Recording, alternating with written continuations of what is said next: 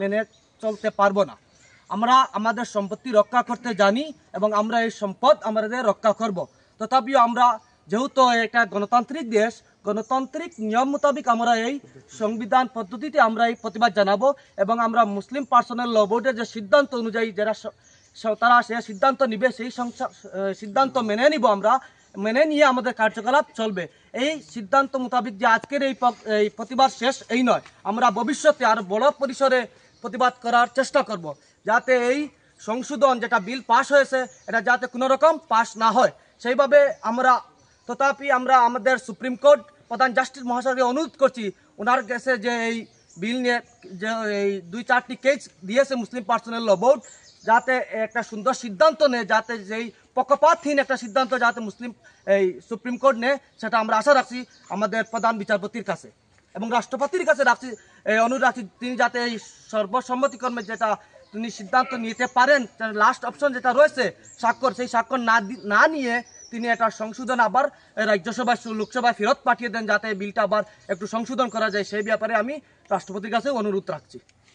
মসজিদ থেকে আমরা যে প্রতিবাদ মিছিল দিয়ে বাড়াইছি, এই ওয়াক অফ স্টেটর যেটা যে সংশোধনী বিলর একটা জবাব আউট হয়েছে, আইন বিরোধী একটা জবাব হয়েছে, এটা আমরা কোনো অবস্থায় মানিয়ে নিতে পারি না।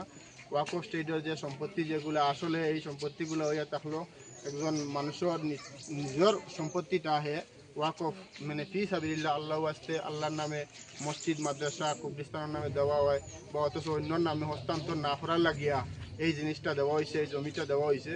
এই জমিটা সরকারে মনে করো আমরা যে সংবিধান বিরোধীভাবে একটা আইন করা হওয়ার, এই আইন আমরা কোনো অবস্থায় মানিয়ে নিতে পারছি না।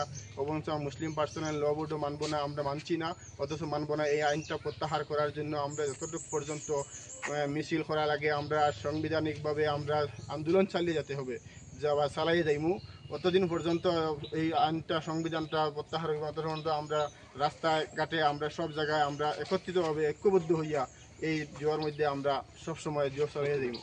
ওয়াক অফ বিলটা প্রত্যাহার করা না পর্যন্ত আমরা অত সময় পর্যন্ত এই জিনিসটা মানতাম না, আর অথচ এই আন্দোলন চলবো। আর এই ওয়াক অফ স্টেটের জমিন যেগুলা এগুলো হইয়া তাহলে কোনো অন্য বিধর্মী অন্য হিন্দু কোনো মানুষের নাই, এটা নিজের পার্সোনাল জিনিস, অন্য কোনো মানুষের সম্পত্তি আনি ওয়াক অফ স্টেটও আনি হারানি হয় না। এই জমিনটা আমরা নিজস্ব জমিন, অথচ আমরা মসজিদ মাদ্রাসার কবরিস্তানের বা অথচ আমরা এই জমিনটার যে চিনিবিনি করা হওয়ার এই চিনিবিনি আমরা যত সময় পর্যন্ত আসি তত সময় পর্যন্ত আমরা মর্তের দম তক আমরা মানিয়ে নিতে পারতাম না। এই লাগে আমরা বিনম্র আমরা জোর করিয়ে যাইমু রাস্তাঘাটে আমরা লাগে ধর্মঘট করবো, এগুলি আমার বক্তব্য।